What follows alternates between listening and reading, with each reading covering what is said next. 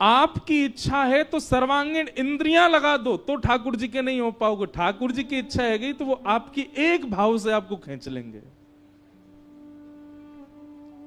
माधवी ने नेत्र तो बंद कर लिए, लेकिन स्वर ऐसा बोलो कि अब पलक अपने वश में नहीं है, अपनी स्थिति में नहीं है, खुल गई अपने आप और देख लिए श्याम सुंदर।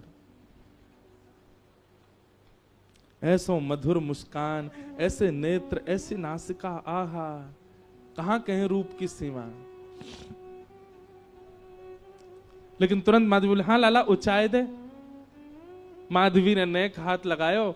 अब ठाकुर जी मटकी उचान लगे तो उचाते ही कहा भयो, अब नेक से ठाकुर जी, माधवी तो खूब बड़ी, तो ठाकुर जी को हाथ जहां तक जाएगा वहीं तक तो उचाएंगे।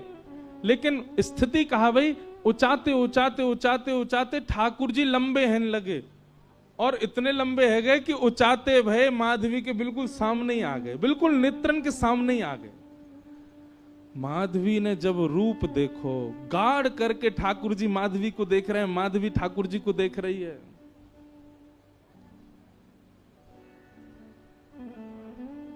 अब कहां ते ले जाएगी, अब स्थिति है का ले जावे की मटकी।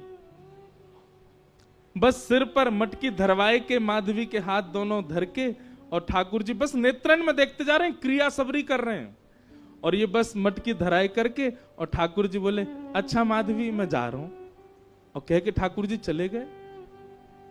शाम तक ऐसे ही खड़ी रही, नेत्रों से अविरल आंसू बह रहे हैं, ना हिल रही है ना डुल रही है, कोई चेतना नहीं, कोई भावना नहीं। शाम को गोपी जब जल भरवे के काजी आई तो देखी मूर्तिमंत है करके माधवी खड़ी है।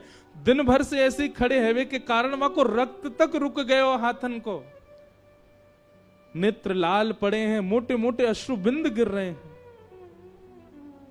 कोई गोपी ने जाकर के एक पानी को छिड़काव मुख पे किया, होश में आई, होश में आते ही गिर पड़ी। गोपी ने कही, कहा भे हो?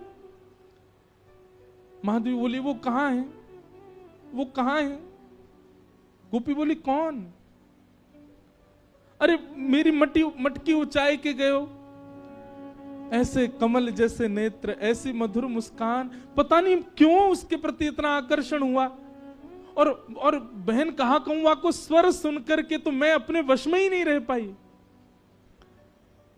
कृष्ण नाम जब ते श्रवण सुनो रियाली, भूली री भवन में तो